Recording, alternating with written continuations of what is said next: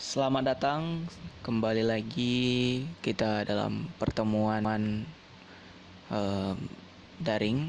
Dalam hal ini kita sudah masuk ke topik atau bab yang berikutnya, yaitu mengenai bidang Kartesius.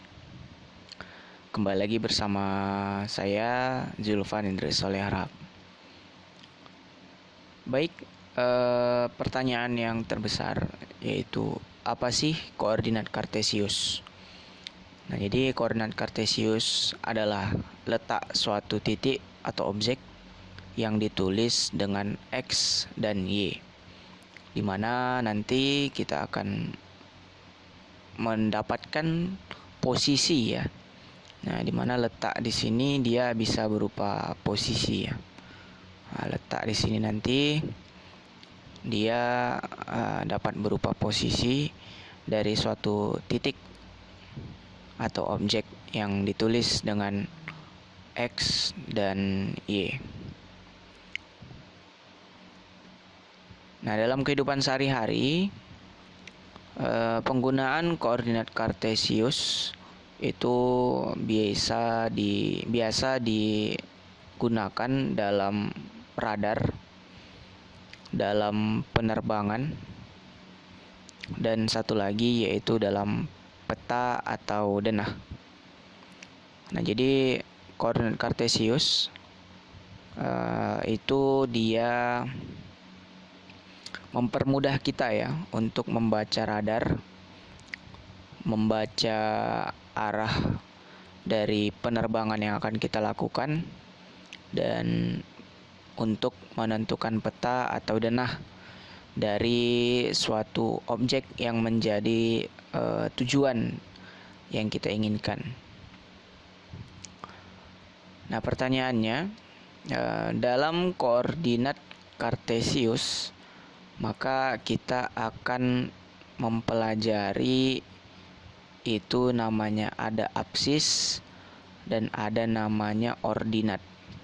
Nah, jadi kedua titik ini yang akan menjadi fokus utama dalam kita mempelajari koordinat Kartesius. Nah, sekarang perhatikan koordinat Kartesius. Nah, jadi koordinat Kartesius itu dia adalah sekumpulan ya, ataupun sebuah garis. Ada garis X ya, ini garis X, dimana garis X ini kita sebut dengan apsis, dan dia atau kita sebut dengan kata lain dari garis X ini adalah sumbu X. Jadi yang mendatar ya, ini kata kuncinya, dia yang mendatar. Jadi yang mendatar itu dia kita sebut dengan sumbu X.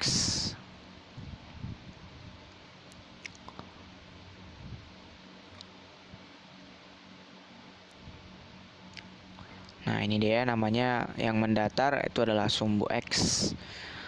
Dan tadi kita bicara tentang titik yang lain ya, ada titik ordinat. Oh, ini sorry ya, ini ordinat ya, bukan ordinat, ordinat.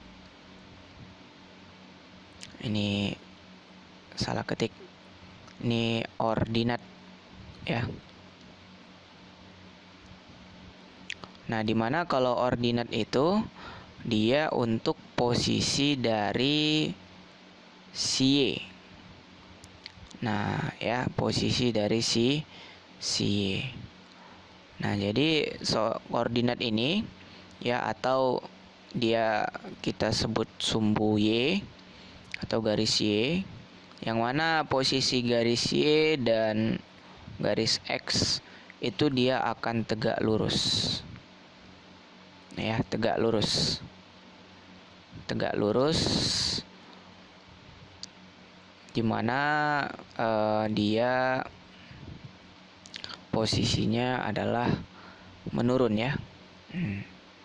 Ini posisinya menurun dari atas ke bawah.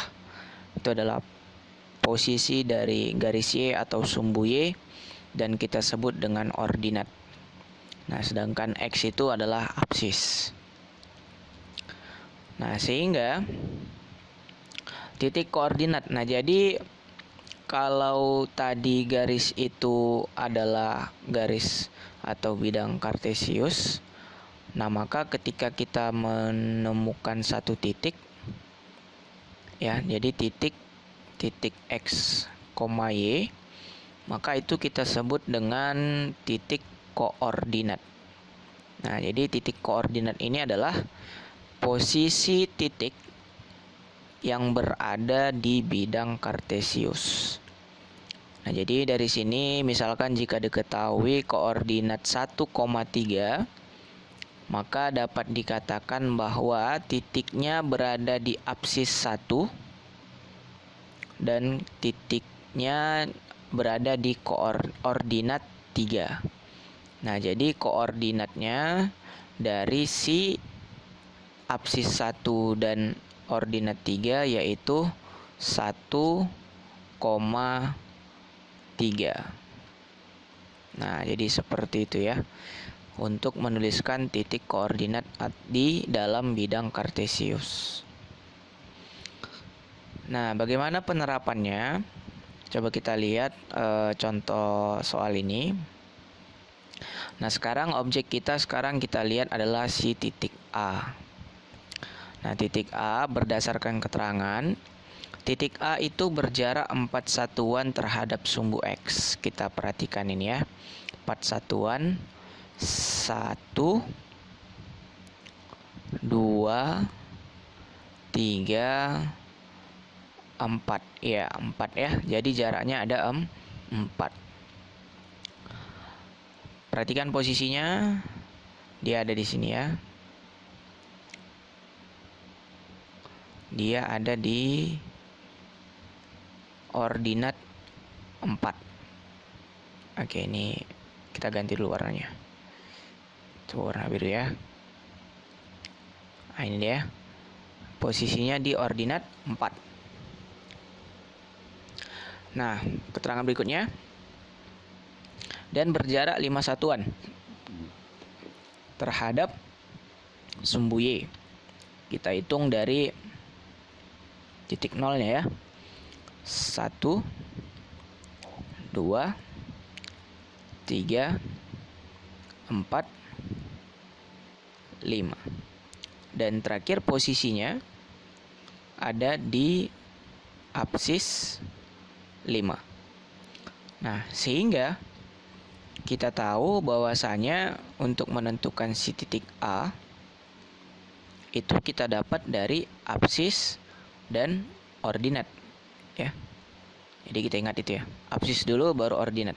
Absisnya berada di 5.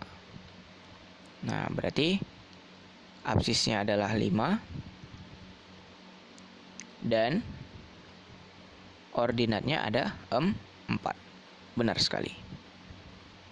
4. Nah, sehingga titik koordinat untuk titik A itu berada di 5,4. Jadi posisi A itu berada di titik absis 5, ordinatnya 4. Nah, sekarang coba kita lihat yang B. Nah, tapi sebelum itu, coba kita perhatikan di sini.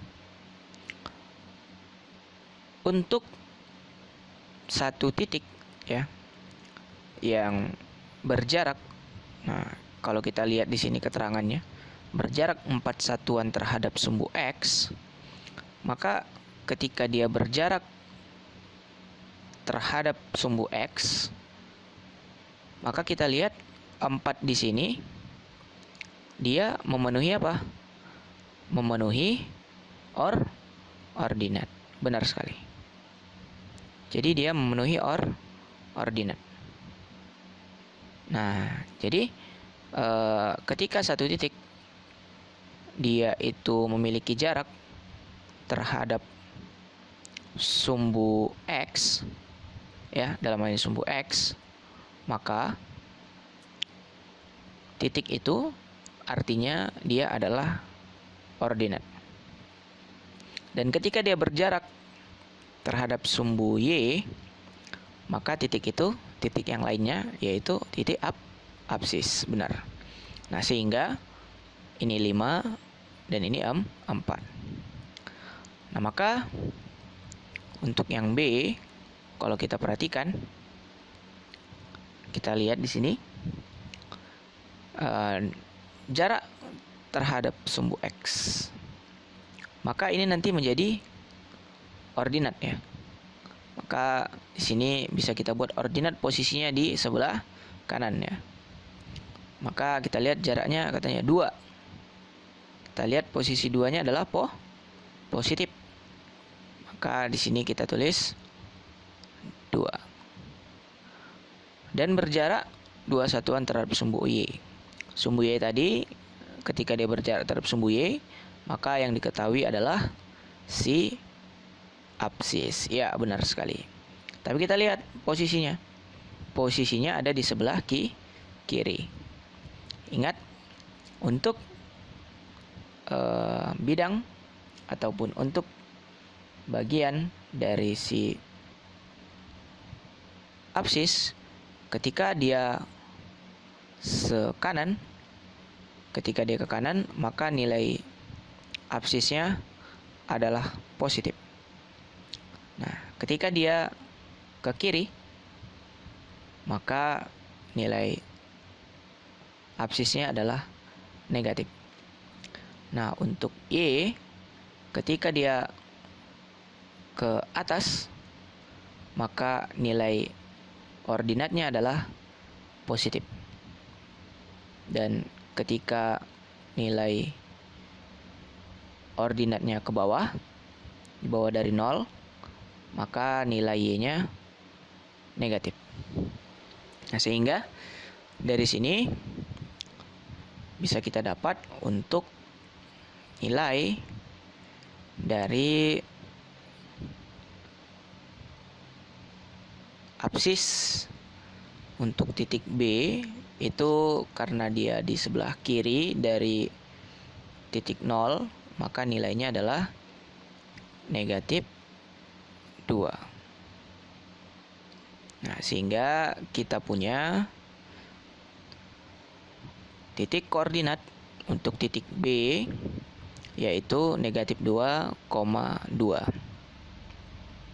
Nah, sekarang coba kamu cari nanti nilai dari atau titik koordinat dari si D dan titik koordinat dari si C. Ya, mudah-mudahan bisa kamu kerjakan. Dan nanti ditulis di latihan soalnya ya. Oke, nah sekarang kita lanjut. Nah, ini dia contohnya tadi. Nah, ini ada contoh yang lain. A, kita lihat ya kan. Berjarak 4 satuan terhadap sumbu Y, maka kita peroleh dari sini adalah